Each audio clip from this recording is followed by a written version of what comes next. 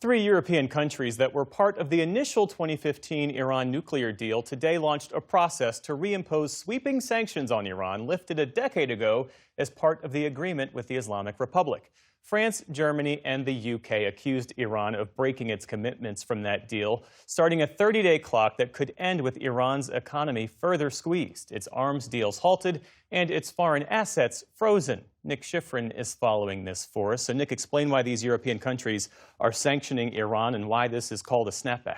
It's called a snapback because the idea is to snap back those sanctions that you just mentioned that were lifted on Iran back in the 2015 nuclear deal. Of course, President Trump withdrew from the deal back in 2018, but Germany, France, and the United Kingdom did not withdraw from the deal. And that gave them the ability today to send this letter about Iran that judges Iran, quote, to be insignificant non-performance of its commitments under the nuclear deal. The Europeans say Iran, one, exceeded the caps on its uranium stockpile or nuclear fuel. That includes uranium enriched to 60%, one step below weapons grade, that the Europeans said today, quote, has no credible civilian justification. Number two, the letter also says Iran restarted prohibited enrichment, and it says Iran, quote, ceased to allow nuclear inspectors from required verification and monitoring to the extent that the UN's nuclear watchdog is not able to provide assurance of the peaceful nature of Iran's nuclear program. In the last few days and weeks, Jeff,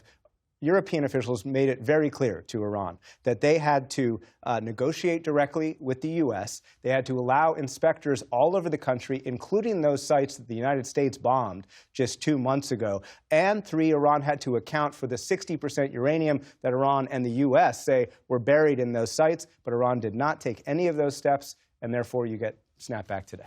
And how has Iran responded to the threat of new sanctions? Iran's foreign minister and deputy foreign minister both released statements today. They accused U.S. and Europe long ago of failing to hold up their end of the nuclear deal, and therefore they said that it was, quote, illegal that they imposed snapback today.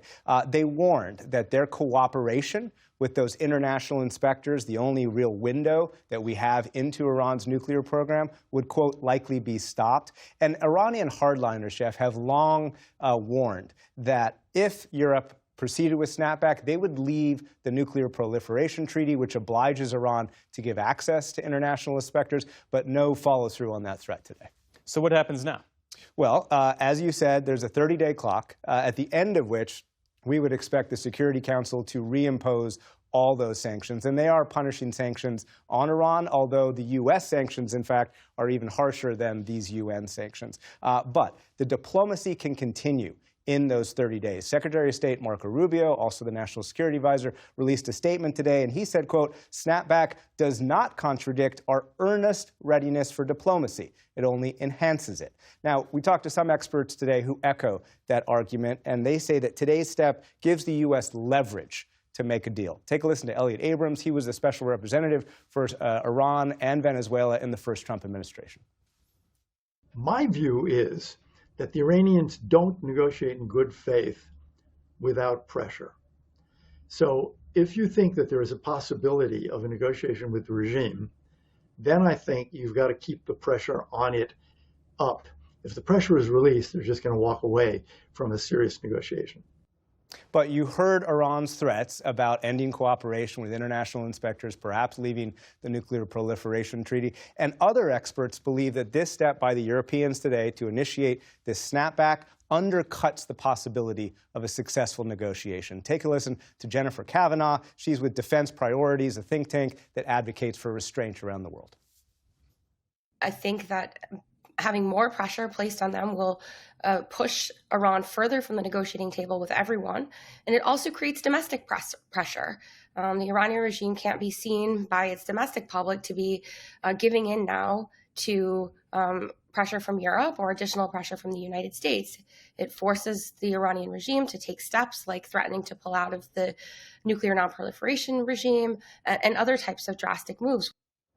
Jeff, a senior U.S. official tonight told me that that was the debate that the U.S. was having internally before the 12-day war launched by the U.S. and Israel, that one side was arguing that, no, this could lead to less likely of a successful outcome. The other side saying, no, it gives us leverage. But since that war, this senior U.S. official tells me tonight that most of those officials believe there is simply no downside to the snapback. But at the end of the day, there is also still no solution to the impasse that you and I have talked about for months. Iran is still demanding it contain or continue its enrichment, and the U.S., as part of any deal, is arguing that Iran needs to stop enrichment, and that impasse maintains even today.